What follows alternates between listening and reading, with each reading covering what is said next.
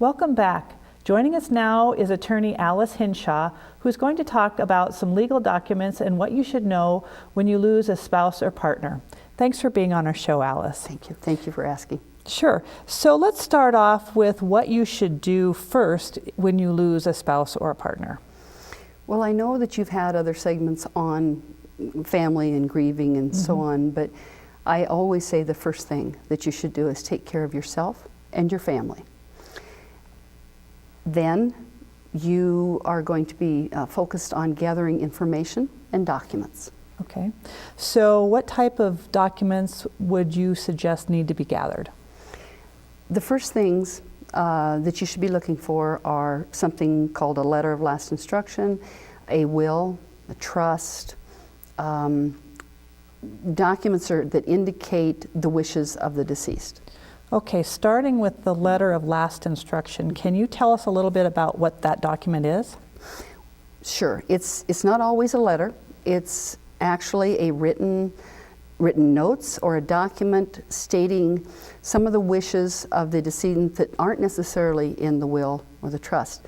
For example, whether they want to be cremated or have a regular burial, graveside burial, and other things, the type of service they want, if they want a service, possibly people that they want to have contacted if something happens to them. Oh, okay, that's great information that probably is easy to forget at that time. Yes. Okay, you also mentioned the death certificate, and I can imagine that's an important document. Can you tell us why?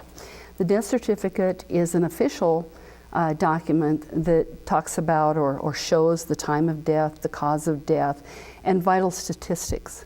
And that document is important because it is provided to authorities and organizations for like life insurance companies and to banks and so on to provide vital information. Okay, so where would somebody be able to get the death certificate? And with so many people needing it, would you need multiple copies of that?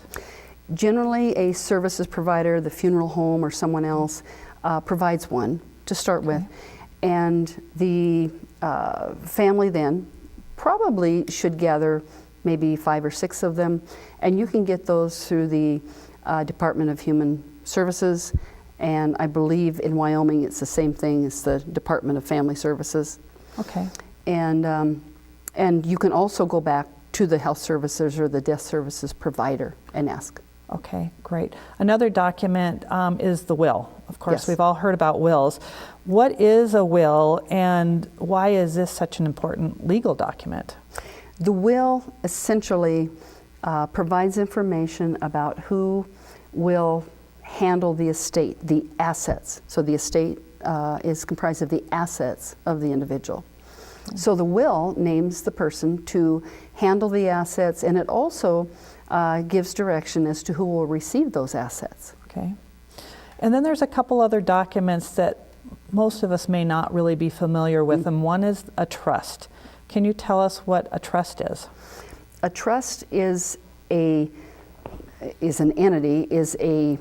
trust document, is the document that sets up a place for assets to be placed before or after death. So a trust can be formed before death or after, and it's a place to gather and collect assets. Okay. And then what is a probate?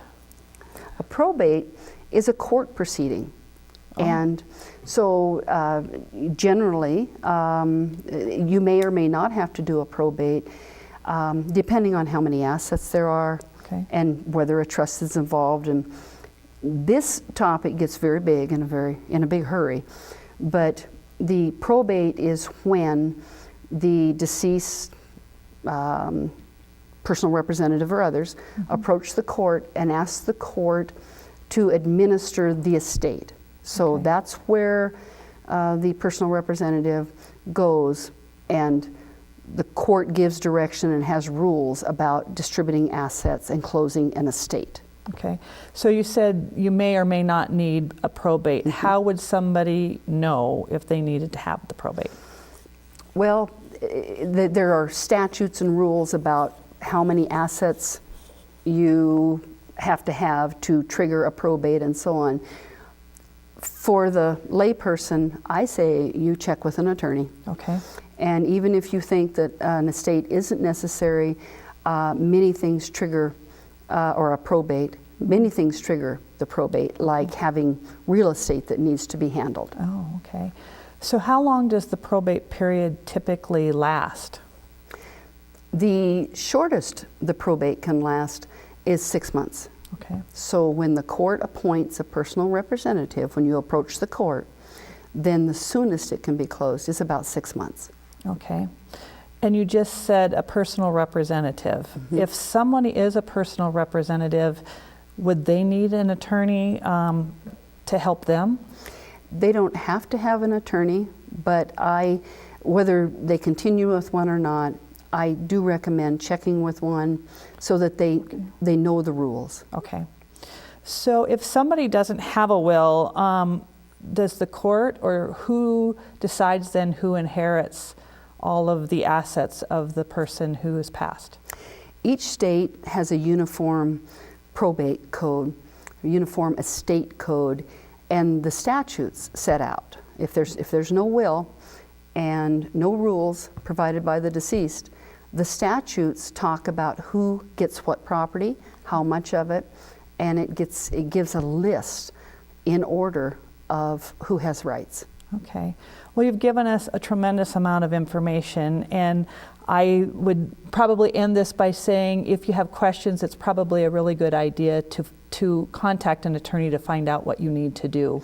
Would Yes. that be adequate to say? It is. It's very important to find out at the get-go Okay. what needs to be done, and then however much assistance you need, you can get. Okay, great. Thanks so much, Alice, for this wonderful information. Thank you for having me.